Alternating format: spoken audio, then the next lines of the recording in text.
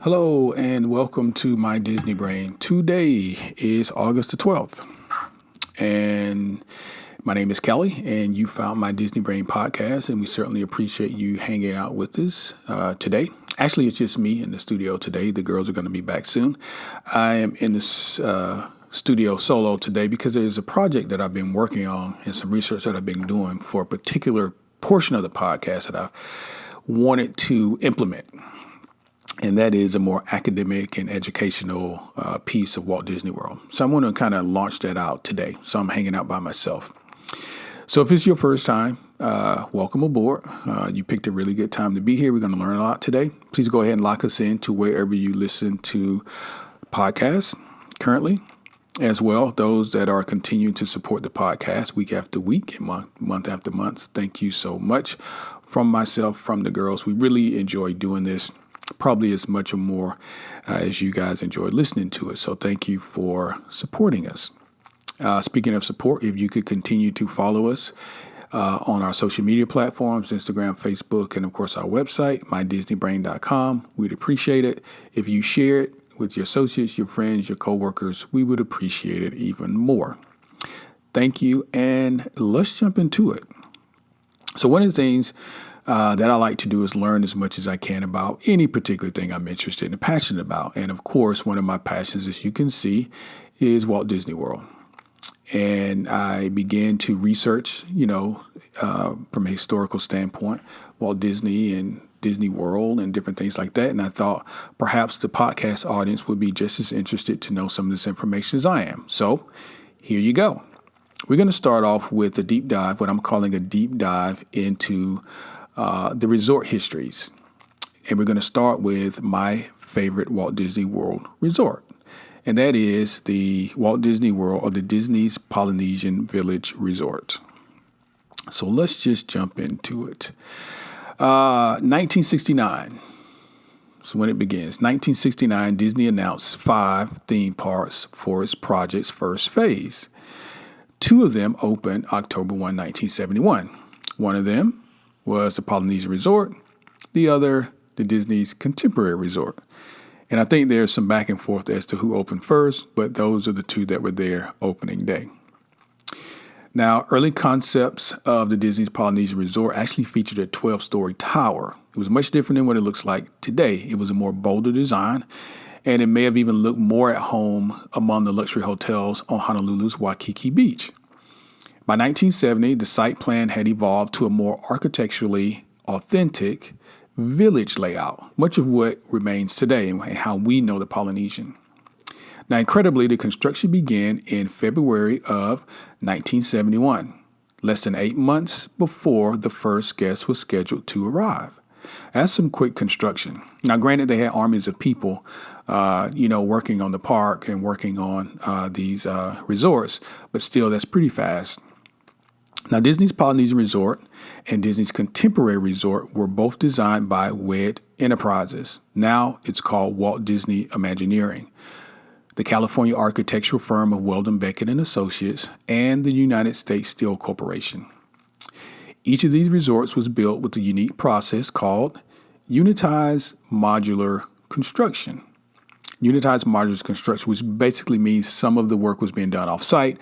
You may recall documentaries and shots and video showing that the Contemporary, for example, their rooms were being trucked across Florida on the backs of these big 18-wheelers, and they just show up and they plug them in just like a puzzle piece.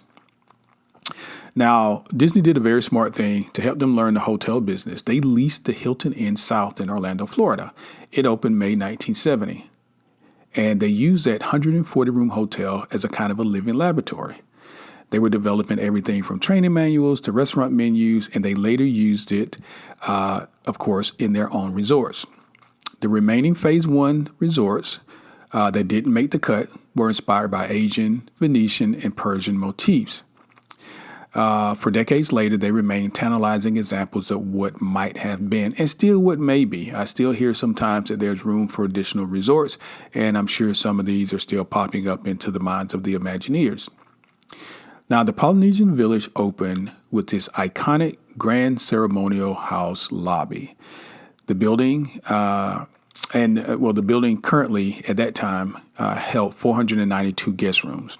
It was divided between 8 log houses or longhouses. I keep saying log houses, longhouses.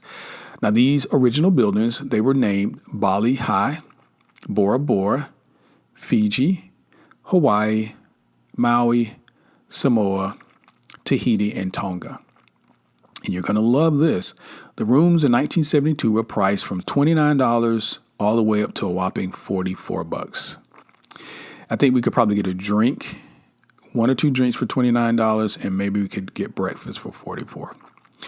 Now, between the longhouses were clusters of lush tropical vegetation and meandering pathways paved with what seemed to be volcanic rock. And throughout the grounds, you could hear the gentle lull of romantic island music. I think that's one of the things I like most about the Polynesian, what drew me to it.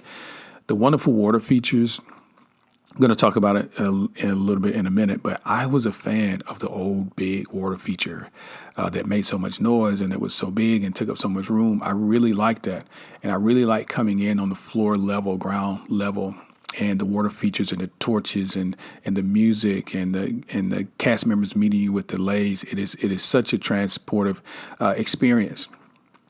Now then, white sandy beaches stretched along the north side of the hotel, along the lagoon between the Polynesian and what is currently the Transportation Ticket Center. And the future site, remember the Grand Floridian wasn't there. So the future site of the Grand Floridian. And just a note, and we're going to come back to this at some other point, the Grand Floridian was initially the site for the Asian resort.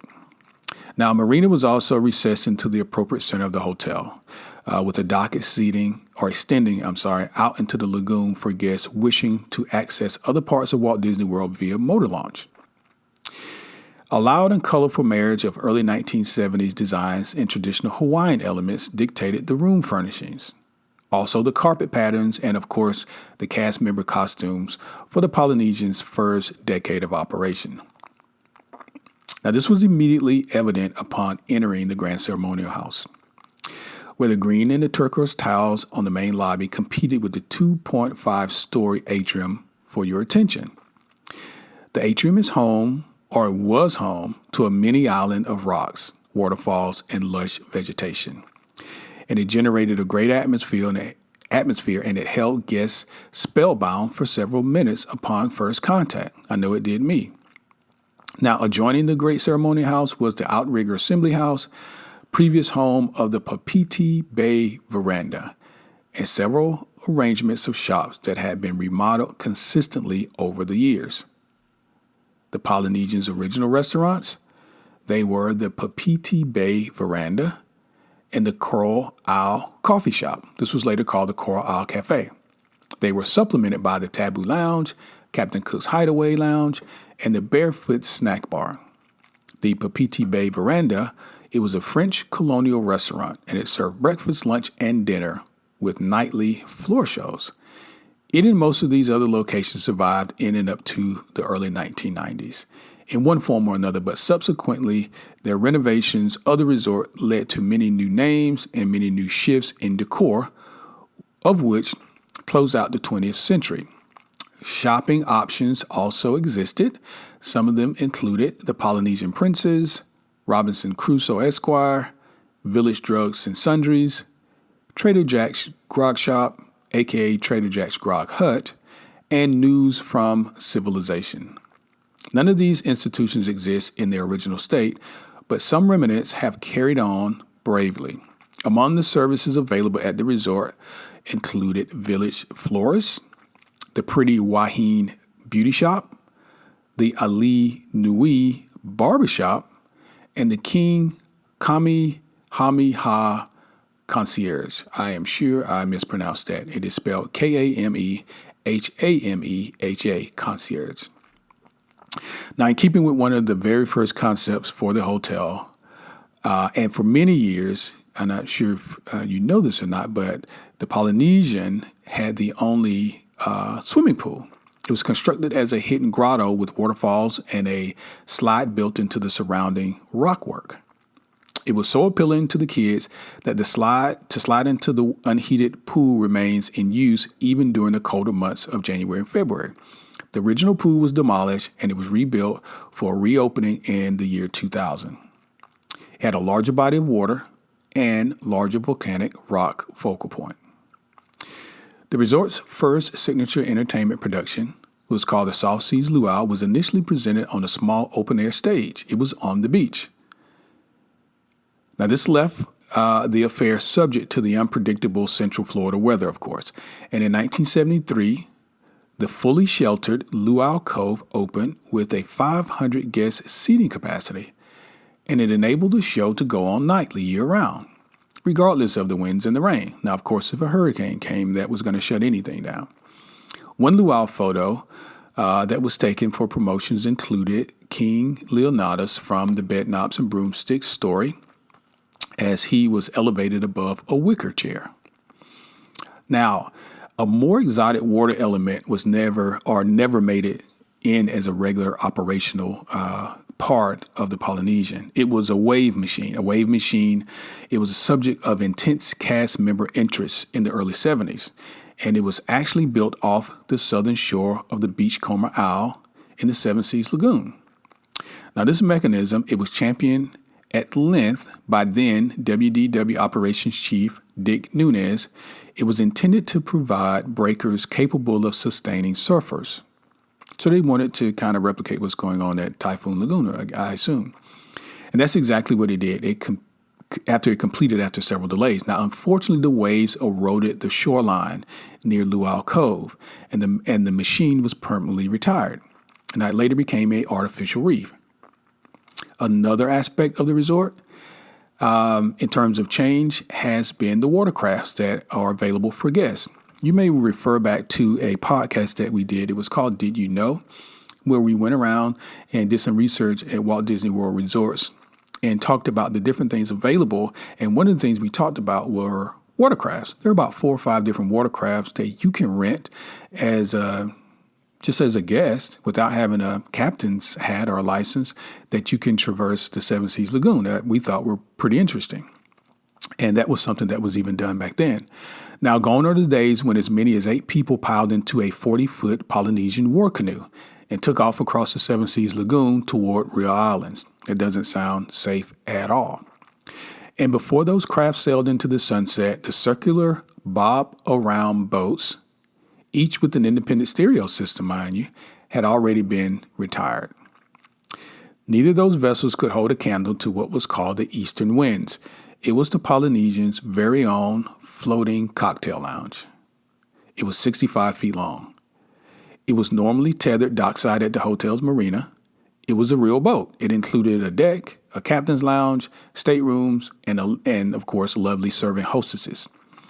The Eastern Winds didn't manage to float its way into the 1980s.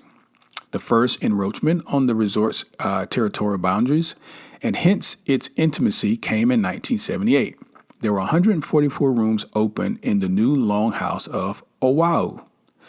The Tangaroa Terrace restaurant was also added, along with a snack bar, Moana Mickey's Fun Hut, and a second swimming pool. This east side expansion added a little more traffic to the hotel, but it was arguably a pragmatic response to the growing demand for higher occupancy and a greater range of services. And there was still a feeling of solitude, though, with long, unhampered stretches of white, sandy shoreline stretching away from the hotel in 2 different directions. Now, moving forward, there were 217 more rooms added in 1985. In what was most likely the hotel's final growth spurt, with the longhouses of Moroa and Pago Pago added east of all of the existing structures. This addition reduced the amount of beach space between the resort and the Transportation and Ticket Center. A few years later, the construction of the Grand Floridian Resort caused the Polynesian's territory to be more clearly staked out. And the more recent wedding pavilion, just past Luau Cove to the northwest, set an even more tactical boundary. Now, since the mid-1980s, several rehabs have served to update the hotel's general appearance. New shops and restaurants replacing many of the old and the original. The Neverland Club, a Peter Pan-themed child care facility, was also added to the south end of the Tangaroa Terrace building. The old tile and carpet designs have been removed, the rooms remodeled, and cast member costumes are now a few shades less extravagant, altogether more unisex, and hence less wonderful. The lobby remains impressive but has a more busy feel to it than in the early years. Promotional setups for things such as the Disney's Vacation Club occupy the first floor. Today, the Polynesian is a less remote hideout and a more connected part of the WDW resort. It remains extremely popular, of course, and no matter what has changed, comparatively speaking, it is still engaging. The warm breezes that flow through its palms now carry echoes of earlier years off into the distance. I got to tell you, the Polynesian Resort is really one of my favorites, and kind of going through this history just makes me want to go even more. We're going to jump into more current state of the Polynesian, but I thought that was very interesting to hear the background, the number of rooms, how it expanded, the renovations it went through, the fact that they tried to do a wave pool in Seven Seas Lagoon. I mean, the Imagineers were just pulling out all stops. Sometimes we go and we don't realize the history of things, but now the next time you go, maybe you have a different perspective and you realize that, hey, this used to be that, or this used to be here, now it's there, even though the fact that the hotel's pool, has been reconstructed. So currently, let's talk about the Polynesian. Currently, Disney's Polynesian Resort is a 847-room resort located on the shores of Seven Seas Lagoon. Situated between the south monorails, it is situated directly south and 2 monorail stops from the Magic Kingdom.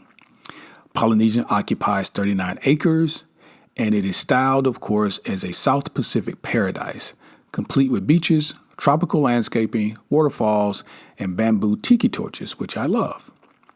The Great Ceremonial House is the center of the resort. This is the lobby where you would go and check in, of course, and it serves as the focal point, for the Polynesian. The Polynesian is a Disney Deluxe resort, but the atmosphere is very casual and family-oriented. You'll notice when you go to different resorts, Grand Floridian, Contemporary, they all feel very different to me. The Polynesian is very casual, very laid back, and I love the vibe. I like going to the Grand Floridian around Christmas time and things like that to see the trees and to see the gingerbread house and stuff. But I got to be honest. I mean, Grand Floridian seems a little stuffy and a little like a library, no running involved. You don't see kids playing as much. Just is different. It's very nice. Don't get me wrong. But I really like the atmosphere at the Polynesian. And plus, I can get Dole Whip at the Polynesian. Now, the Polynesian has a lot of rooms. So we're going to talk about where the rooms are located and what types of rooms that they have. Well, what do the rooms look like? First of all, the rooms are located in one of the 11 different buildings called the longhouses that we talked about earlier. Each one is either 2 or 3 stories high. That's the longhouses, not the rooms. All rooms are accessible through the interior hallways. A stateroom at the Polynesian includes 2 queen-size beds, a day bed, an armoire, a very small table, and 2 chairs. Typical rooms are 415 to 476 square feet. They have a maximum occupancy of 5 persons, plus 1 child under the age of 3.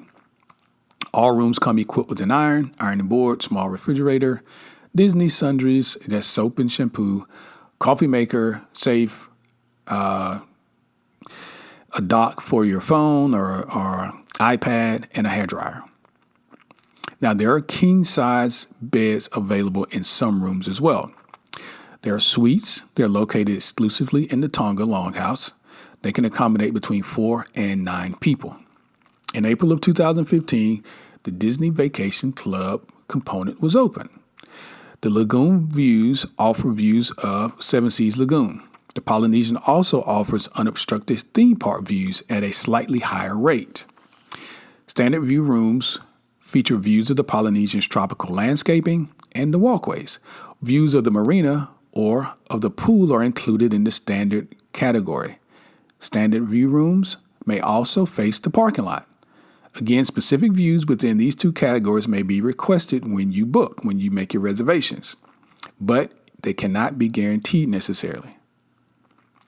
So we talked a little bit about the different longhouses. We called the names of them. So I'm going to kind of go through them because that was a while ago, and these are going to be the new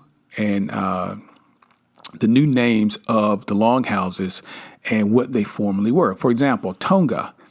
Tonga was the name of a house initially, but they've switched it into the Bali High House. So in other words, it was the current Tonga was the former Bali High Longhouse. It's a suites building. All of the suites at the Polynesian are located here. Tonga is directly next to the door to the Great Ceremony House. Rooms on the northern side face the marina, some with views of Cinderella Castle. Rooms facing south look over the gardens. There are balconies on both floors. Tonga now includes a honeymoon suite and an accessible suite. Let's see. Otaora'u. No, that's not the way you pronounce it, but let me see if I can spell it. Aotearoa. Otearoa. There we go. Otearoa. Formerly Tahiti. This building is very close to the Grand Ceremony House, especially Captain Cook's. It's near the Luau Cove, and you may be able to hear sounds of the luau. If you're trying to get to the Transportation Ticket Center, it can be a bit of a walk. Rooms to the northern side face the garden or the lagoon. Some rooms face Cinderella Castle and some the Grand Floridian. Rooms that are facing south overlook the gardens and the monorail, some looking at the road. There are no balconies on the second floor. Fiji is the next building. This building is only a short walk from the Great Ceremonial House. It's also close to the marina and Luau Cove, where the sounds of the show might be heard from your room. It is, however, a bit of a walk if you are headed to the Transportation Ticket Center. Rooms on the eastern side overlook the marina and the volcano. Rooms to the west overlook the gardens, and some overlook the beach. There are no balconies on the second floor. Tuvalu, formerly Samoa. Staying here, you're just a few minutes away, a few minutes walk to the Great Ceremony House, but it is the furthest building from TTC, Ticket and Transportation Center. Rooms to the north are lagoon view rooms, most looking at the Magic Kingdom. Rooms to the south overlook the gardens, with a few looking at the marina or the beach. There are no balconies on the second floor. The Hawaii House. This was formerly Tonga. This is the concierge building, and you must use your Magic Band to enter this building. It has a great central location, just a minute or two from the Great Ceremony House and about 5 minutes from the Ticket and Transportation Center. It is centrally located to both of the pools at the Polynesian. Well, that's a cool convenience. Rooms on the northern side are lagoon views, many of which look at Cinderella's castle. Rooms on the south overlook the gardens, some facing the quiet pool. There are no balconies on the second floor, and again, you must have your Magic Band to gain access day or night. So next we have Samoa. This was formerly the Hawaii Longhouse. This building is located directly between the two pools. It's very convenient to the Great Ceremonial House. It's about 5 minutes to the TTC. Rooms to the west face the volcano. Rooms to the east overlook the gardens, and many of them overlook the quiet pool. There are no balconies on the second floor. I believe the reason they're calling this the quiet pool is because I think it's adults only. I'll have to suss that out, double check it, but I think I heard that somewhere. Niue, which was formerly Bora Bora, this is the next house. It's the smallest building at the Polynesian. It's directly next to the Great Ceremonial House and about 5 minutes from the Transportation and Ticket Center. It's a few steps away from either of the pools. Rooms to the west overlook the stream that leads to the pool. Rooms to the east overlook the gardens. There's no elevator in the building, but there's a second floor walkway to Rarotonga where there's an elevator. There are no balconies on the second floor. And Rarotonga is the next longhouse. It was formerly Maui. This building is directly next to the Great Ceremonial House. It's about 5 minutes from the TTC, and it also next to the arcade and the laundry. So if you're looking to play games and wash your clothes, this is the building for you. The quiet pool is convenient, and it's just a few minutes away from the volcano pool. Rooms on the northern side overlook the gardens. Some have a view of the pool. Rooms on the south overlook the gardens as well. Some are looking at the monorail and others at the parking lot. There are no balconies on the second floor. 2 more to go. Tokelo. This longhouse was formerly Oahu. This building is centrally located to about everything. It's just a short walk to the Great Ceremonial House, the TTC, and the volcano pool. It's directly next to the quiet pool, the arcade, and the laundry. This sounds like the house I want to stay in. All rooms overlook the gardens. Some rooms to the west overlook the quiet pool. A handful of rooms on the northern end overlook the lagoon, but none of them, unfortunately, face Cinderella's castle. There are no balconies on any of the floors. Some rooms have roll-in showers. These rooms are part of Disney vacation clubs. Let's see. Tahiti. This was formerly Moorea. This building is right next door to the TTC. It is a bit of a walk back to the Great Ceremonial House, however. It is a short walk to the quiet pool, but a bit longer walk to the volcano pool. So you got some pros and cons there. Rooms to the north are lagoon views. Some look at Cinderella Castle. Well, because of the trees, other rooms only look at the Grand Floridian, Space Mountain, Wilderness Lodge, the Contemporary, or the TTC.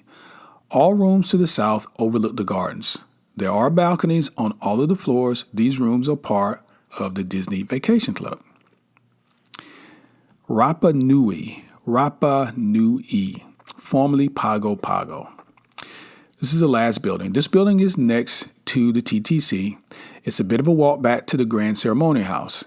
And the reason they keep mentioning that is because to get to food and to the pool and to Dole Whip, most importantly, you got to go back to the Grand Ceremonial House. So when you're booking these and you're talking about the distances, you may want to keep this in mind. Some of these properties, as you'll see, we're going to get into some of the moderate properties like New Orleans and different things like that, the Orleans port. They're very big. And depending on where you are, I mean, you could be walking a great distance to get back to the main building to get to snacks and things like that. So just be aware of that. It's a short walk to the quiet pool, but a bit longer to the volcano pool. Rooms to the north overlook the gardens. Rooms to the south overlook the gardens as well. Some looking at the parking lot, though. Most of the wheelchair accessible rooms are in this building. All of the rooms with a roll-in shower are here. There are balconies on all floors. These rooms are part of the DVC, the Disney Vacation Club. Now, there are suites. You have a concierge suite, a one-bedroom suite, a princess suite, an ambassador suite, a king Kamehameha suite. So those are your 1, 2, 3, 4, 5. Those are 5 different suites. The concierge suite and the one-bedroom suite are very similar, but the concierge suite is a one-bedroom suite, and it includes 2 queen-size beds. The one-bedroom suite is a 2-room suite. The bedroom features 2 queen-size beds. The princess suite, there are 2 bedrooms and a parlor in this particular suite. Each bedroom has 2 queen-size beds. The ambassador suite, there are also 2 bedrooms, and there's a parlor in this suite. The master bedroom comes with a king-size bed and a bathroom with a tub. The second bedroom has 2 queen-size beds and a bathroom, both with a tub and a shower. The King Kamehameha suite, this suite is the largest at the Polynesian, and it's 2 stories high. The first floor features the sitting area with a ceiling open to the second floor. There's also a seating area at a bar leading into the kitchen. The kitchen area features a refrigerator, microwave, and dishwasher. There's also a small bathroom located off the parlor. Both bedrooms in the suite are on the second floor. Cool beans. So what are your transportation options? If you're staying at the Polynesian, you've got all of them because you're staying, and the reason why these are considered deluxe is because they're on the monorail. Well, part of the reason. There are some deluxe that are not on the monorail, for example, Animal Kingdom Lodge or Wilderness Lodge. But certainly if you are on a monorail, you're in a hotel on the monorail, you're in a deluxe. The Contemporary, Bay Lake, Grand Floridian, and Polynesian, those are all deluxe. Now, your transportation options are the monorail, of course. It's located inside the Great Ceremonial House. You can catch the monorail there. It'll take you over to the Transportation Ticket Center to get into, Magic Kingdom, or you can just go to the other resorts, Grand Floridian, Grand Floridian, Contemporary, and or Bay Lake. There's a bus stop there also right outside the Great Ceremonial House. This can take you anywhere on Disney property. Hollywood Studios, Animal Kingdom, Blizzard Beach, you name it, the buses can take you there. And I mentioned this before. There's a boat launch, the piers that are there. The boats at the dock behind the lava pool take you to the Grand Floridian and the Magic Kingdom. The boats run for 30 minutes before the Magic Kingdom opens until closing. These are the large boats that can take you into the park. I was also talking about small personal boats that you can rent and just kind of hang out in Southern Seven Seas Lagoon. There's a walk-around path also. The brick path will, walking east, take you to the Transportation Ticket Center. Walking west, you'll first pass through Cove, followed by Disney's Wedding Pavilion, the Grand Floridian Spa and Health Club, and finally the Grand Floridian Resort itself. There's also a ferry at the TTC, of course, the larger boats which take you directly to the Magic Kingdom.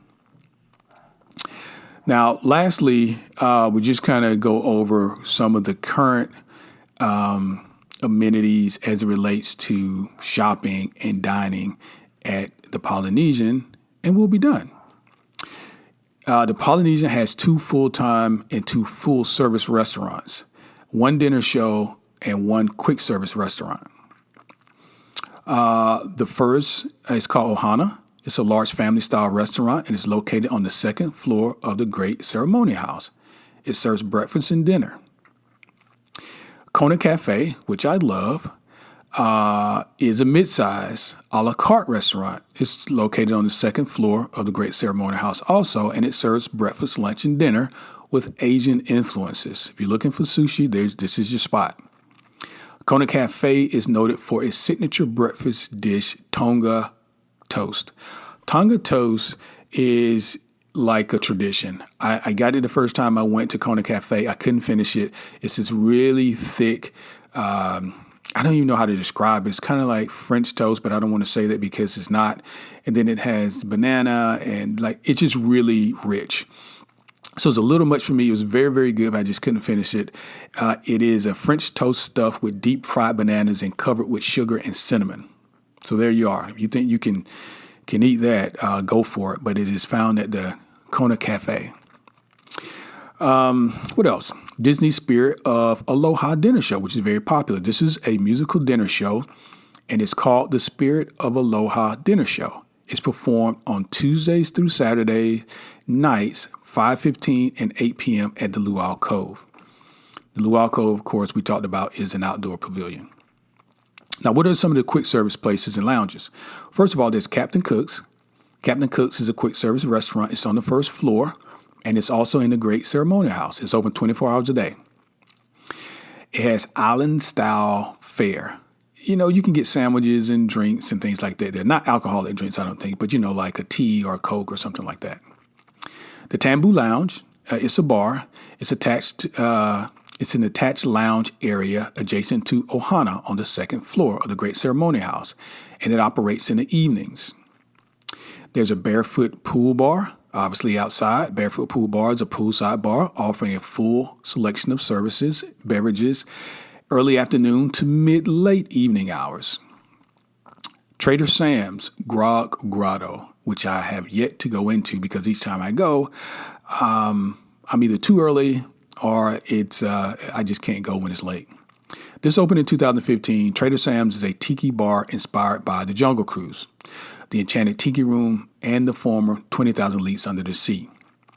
This is located adjacent to Captain Cook's. It features special effects activated by specialty drink orders, Disney Adventure film memorabilia, and the Jungle Cruise's sense of humor. You'll love this place, and it's very easy to not find it.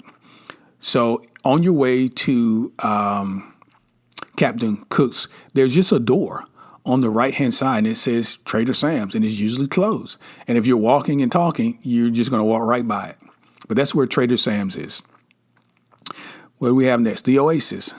Alongside the newly constructed Oasis pool is the Oasis bar and grill, and it's exclusively accessible to Disney's Polynesian Village guests only. Pineapple Lanai. Pineapple Lanai is where you can get the Dole Whip. It's right outside of the Grand Ceremonial House. So when you walk into the Polynesian Grand Ceremonial House and you walk straight through, headed toward Seven Seas Lagoon, it's on your left before you get to the volcano pool. Shopping. You've got a couple options now also. All, of course, Disney park merchandise type of, situation. You have the Boutique. The Boutique is the resort's largest gift shop. It's located on the first floor of the Great Ceremonial House, and it features resort logo items, novelty items, and just different, souvenir types. Mona Mercantile. This is formerly two outlets, so it's been combined. Trader Jack's and Samoa Snacks. Moana Mercantile is located on the second floor of the Great Ceremonial House. It features theme park merchandise, and it operates a Disney pin trading cart side outside of the outlet also for the Disney pin traders. Disney's PhotoPass Desk. Disney's Imaging operates a PhotoPass desk at the resort to provide information and to also process prints for those photo services offered in the theme parks. The PhotoPass desk has books and coordinates on-location photo sessions around Disney's Polynesian Resort. It's located on the second floor of the Great Ceremonial House. It's getting harder and harder for me to say that. It's located on the second floor of the Great Ceremonial House, adjacent to Trader Jack's. All right. I think that pretty much sums us up for our deep dive into the grand, Lord have mercy. I'm running long on this. You see, my mouth is like not working now. This is going to wrap us up for our deep dive into the Polynesian Village Resort on Walt Disney World. Again, this is my favorite resort. I really love it. Each time I go to the theme parks, I always go to have a drink, to get my Dole Whip, to eat at Kona Cafe or something. And this year, we were planning on staying. They have a special birthday this year, and this is obviously going to be postponed due to, current situation. But there's always next time, and so we are planning for next year already, and we will be staying at Disney's Polynesian Village, and I'm super excited about it. So I'm going to close out. I'm going to give you two different trivia for the Polynesian, and then the next time when we meet, and we'll probably talk about my second favorite resort, which is Animal Kingdom. We'll take a deep dive there. The first piece of trivia you probably heard already, and that is that the Beatles broke up while John Lennon was staying at the Polynesian. So John Lennon signed the paperwork that officially broke up the Beatles at the Polynesian Resort on December 29, 1974. Now, I think some know the room number he stayed in, but I don't think they give it out because people will always try and request that room.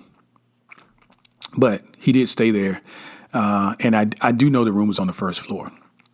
The second trivia is the resort's mascot, affectionately dubbed Tiki Shrug by some, is actually intended as a stylized representation of the god Maui, which with material from early in the resort's lifespan, revealing the connection.